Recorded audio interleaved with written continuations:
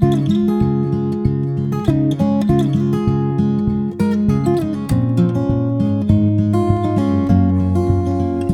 the first 2 weeks, Mom has been with the pups the majority of the time, nursing, cleaning, or just laying with them. Dams can be very vigorous in their cleaning efforts, flipping puppies around the whooping box while the little ones howl in frustration from being thrust off the teat. This is not only normal, but vital for puppy development. Just like ENS, the stimulation and mild stress that their mom provides stimulates their brains, adrenal glands, and immune systems, creating healthier, more robust puppies. The puppies get increasingly mobile, initially dragging themselves around the whooping box by their front legs, looking like little tadpoles. It's important to provide good traction for their little legs so that when they start raising themselves up off the ground, their hind legs find good purchase. Although hip dysplasia is primarily genetic, it's also developmental, and environmental factors play a role. If the puppy's back legs slide on the floor and the hips are overextended, that can affect proper hip joint development. Rapid growth from overfeeding or a diet improper for large breed puppies can hasten the development of hip abnormalities, as can running up and down stairs or jumping from heights in the first 3 months of life. Regular exercise on soft, uneven, or natural surfaces like grass and dirt helps build muscle and joint stability, reducing the risk of developing joint laxity. That's why puppies born in the spring or summer, who often are allowed more outdoor activity on uneven ground, have a lower incidence of developmental hip dysplasia. In the first couple weeks of life, their mom laid down to let them nurse, but now she's sitting or standing up. This is on purpose because now the puppies need to develop better coordination and balance.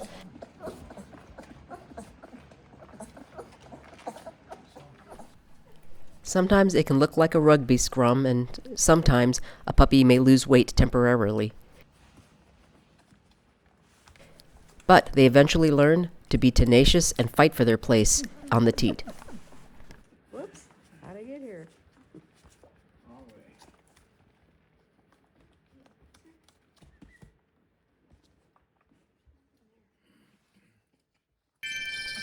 The puppies still can't hear, but they can smell their dam and move toward her for quite a distance. Their eyes open around days 15 through 19, and their ears follow a few days later. They're still pretty myopic, but their vision improves, allowing them to start focusing on objects and navigating their environment by the end of their 3rd week. At this point, a hanging mobile with objects of varying textures and heights, as well as objects that make sound, are introduced. The puppies can toddle around after their 2nd week, but still fall over pretty easily. I put in small obstacles for them to climb over and also tubes for them to crawl through. At 3.5 weeks, they can start pouncing, walking backwards, and wrestling with each other.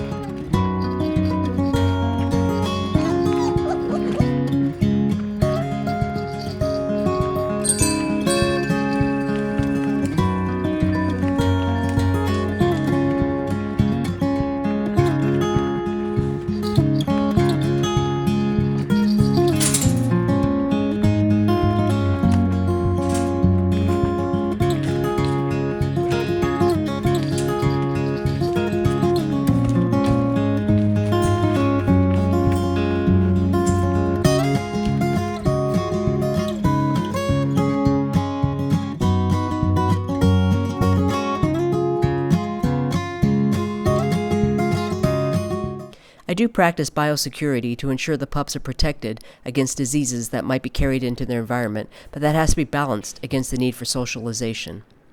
Now, a lot of people mistakenly think of socialization as letting their puppy play with every dog they encounter, but socialization actually means exposing the puppy to novel stimuli like new people, animals, sounds, surfaces, and environments in a very controlled, positive, and calm manner. This is critical for building confidence, preventing future fear, aggression, or anxiety, and ensuring the dog remains comfortable and confident and neutral in a wide range of situations. So the socialization we're starting with now is moving to a larger playpen, meeting the other family dogs, and letting children and new adults come in and hold them, cuddle them, play with their paws, practice giving them time on their backs.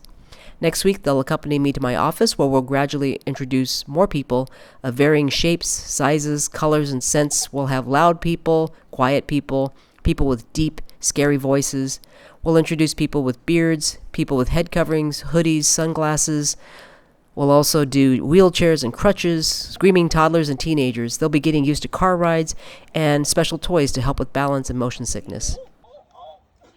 Hi. What is that? Checking it out. Their teeth also erupt, so they're chewing on everything, including each other. Are you gonna go? As much as I sometimes want to interfere and separate the brawlers when I hear yips and growls, this is an important part of their development. Early lessons in bite inhibition and communication of social cues. Usually, their mom will let them know when their biting or playing gets too rough, but these puppies' mom is pretty tolerant of bad behavior, so later on, I'll introduce them to safe, older dogs who will hopefully put them in their place when they're acting inappropriately. The puppies are starting to demand bark and howl when they're unhappy, like when they're hungry, they want company, or they want out of the pen, or they want to play, but all their littermates have fallen asleep. I don't reward the demand barking, but once they're quiet, I may pet them or pick them up and cuddle them. I move the puppies to a larger play area around day 23. They're in the family room, which is an active area of the house where they'll get a lot of interaction, hear all the noises from the kitchen, and get acclimated to family life. I put in more toys because, though they're still very nearsighted and can't follow fast movement, they can see large objects 5 or 6 feet away and smaller objects about 3 feet away. They're also developing eye-mouth and eye-paw coordination, so they're batting at toys and picking things up in their mouths.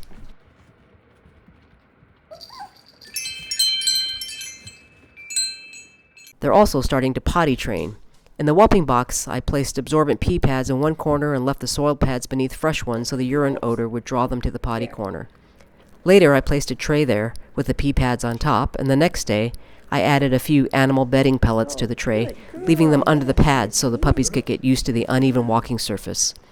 Once they got comfortable with that, I placed the pellets on top of the pads, and then when they moved to the larger pen, half of the pen is their bathroom, and the other half is their living, sleeping, and playing area.